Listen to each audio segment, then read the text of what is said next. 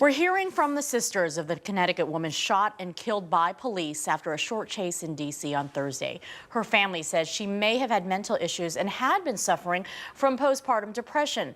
Miriam Carey rammed White House barricades, then led police on a chase before she was killed near the Capitol.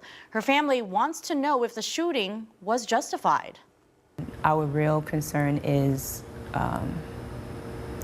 why and were things done properly? Like, was there some other way that she could have been helped so that it didn't end tragically? Carey's one-year-old was in the car at the time. Luckily, she wasn't hurt.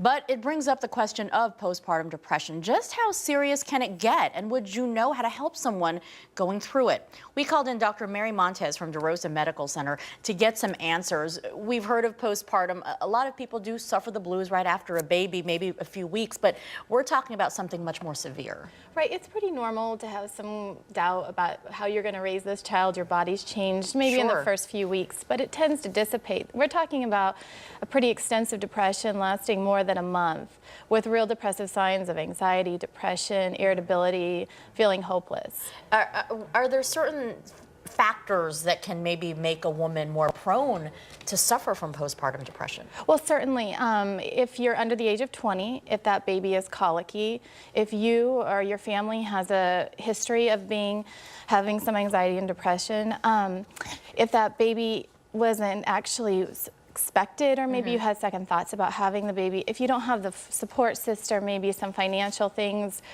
going on, and if your family isn't there helping, obviously alcohol abuse can be a problem. Smoking also increases those risks as well. The support system, I imagine, is so important, and that's why it is also important to know what the symptoms are, to know the signs. What are some of the things that family members should look out for? Family members might notice that someone's becoming a little bit more irritable. There might be a change in appetite, either more or less eating. They feel worthless, lack of interest. Perhaps you're calling and they don't want to do things. They don't want to engage as much as they used to.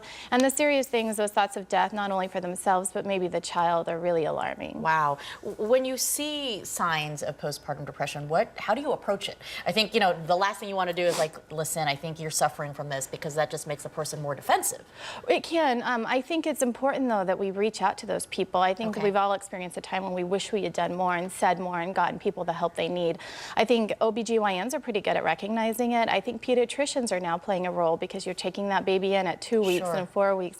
But family and friends have to be there, and they have to be able to say, I think something's going on, and I think we can get help. I mean, it might just be counseling, it might just be offering your help, it might be medication, and kind of losing that stigma that you have to take a med or seek some help for it. If it is identified, then there is hope at the end, like you said, right? Yeah, I think so. All right. Important to know. Thank you for shedding some light on postpartum depression. Sure. It's something that I think we all know is out there. A lot of people don't want to talk about, so this was important to discuss. Yes. Thank you, Mary. No problem. Thanks. Again, Mary from DeRosa Medical Center joining us with that information.